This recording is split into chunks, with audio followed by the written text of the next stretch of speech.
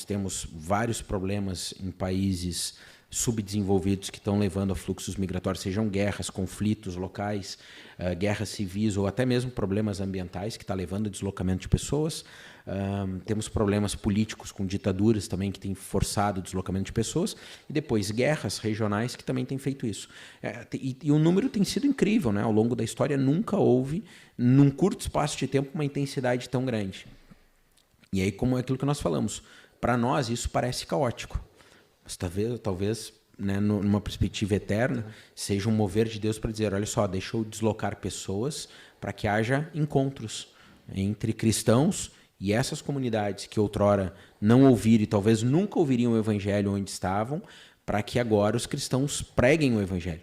E aí o cuidado tem que estar do lado da igreja. A igreja tem que olhar para isso não com medo, como tu disseste, ou com receio, ou com insegurança, mas tem que olhar como uma oportunidade.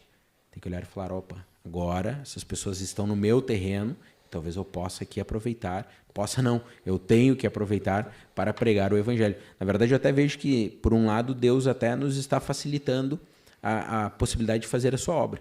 Porque uma coisa é o moraviano chegar e falar, eu tenho que ir para Groenlândia, preciso de calçado, não dá para esperar, vou sem. Como é que vai chegar lá menos 30, sem calçado? O desafio, orando por um calçado nessa viagem, possivelmente. Olha, tem que pregar para aqueles escravos lá, como é que eu vou chegar lá? Não tem como, vou me vender como escravo. E assim vai. Como é que nós vamos chegar em determinado povo que tem lá um estado teocrático que não permite que o evangelho... Eles estão chegando aqui, estão vindo para cá. Então a igreja tem que ter atenção também nessa perspectiva, né? E que nós vemos isso nos moravianos. Houve lá um êxodo de uma zona, de uma região, agruparam-se numas terras, mudaram a perspectiva de ser igreja, né? Ser igreja não era ser denominação, ou não era ser doutrina, era ser cristão efetivamente, a partir dali ir para todo mundo e pregar o evangelho. Então isso nos deixa um legado, um exemplo, mas também parâmetros para comparar o contexto que nós vivemos hoje. Eu acho que esse é um outro ponto que a história do cristianismo nos ajuda a entender também. Ela não só nos mostra erros e acertos, mas ela nos dá elementos para fazer uma leitura do cenário que nós vivemos. O que nós estamos vivendo, como é que está isso, como é que a igreja reagiu em momentos semelhantes no passado, o que nós temos que fazer hoje. Acho que esse é um ponto fundamental para a gente pensar. Ricardo, mais algum ponto aí de Zinzendorf ou dos morávios que a gente não abordou? Que tu te lembres? Que eu lembro não. Mas, assim, existem muitos outros pequenos detalhes na vida do Conde. E, é claro, a gente se baseia sempre naquilo que é mais relevante. Mais relevante. E eu estava me lembrando aqui agora de quando o Conde foi, aos 10 anos, estudar na escola pietista, né? A avó dele falou, olha, cuidado com esse menino. Ele é muito inteligente, mas não deixe que ele se orgulhe, se envaideça por causa disso. Falou para o diretor da escola a respeito dele. Ele tinha 10 anos.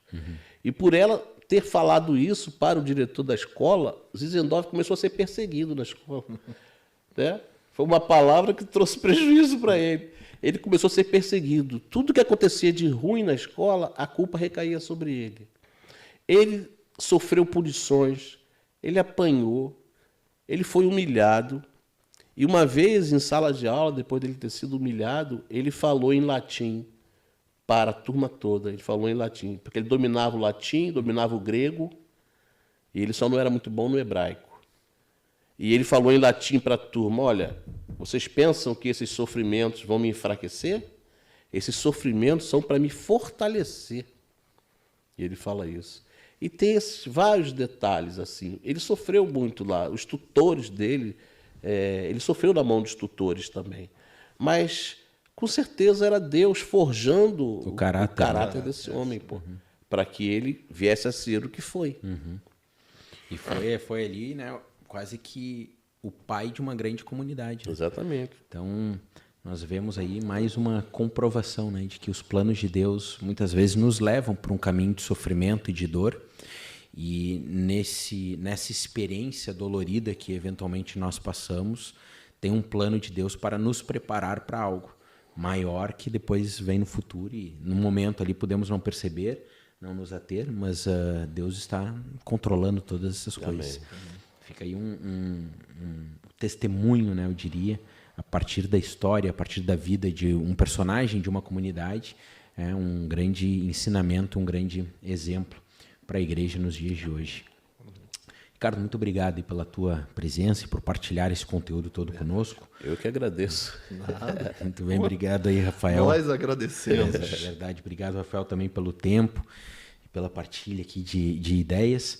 E para os nossos ouvintes e aqueles que estão nos assistindo, que fique aqui, né, um incentivo. Busque mais, busque conhecer a história do cristianismo, a história da igreja. Eu sempre digo para as pessoas sabem aí os nomes dos treinadores de futebol, dos times todos, dos atores, cantores.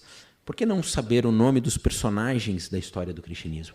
Por que não saber aquilo que eles fizeram ao longo da história e que marcaram a fé cristã e que contribuíram para a propagação da mensagem do evangelho em várias partes do mundo de muitas formas.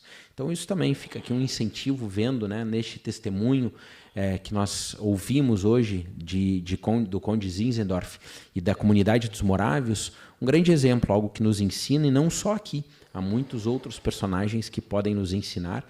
Então carregue isso contigo, né? Seja curioso acerca da fé cristã, seja curioso acerca da história do cristianismo. Certamente nós voltaremos aqui também em outros programas com mais personagens históricos, mas até lá, desenvolva tu essa competência, busque, né? Tem muito conteúdo na internet hoje que nos ensina e nos mostra conteúdo relevante sobre a história da igreja. Que Deus abençoe. Reflita sobre isso, medite sobre isso e leia a Bíblia, tal como os Morávios, 3 vezes por dia, no mínimo. Que Deus te abençoe. Amém.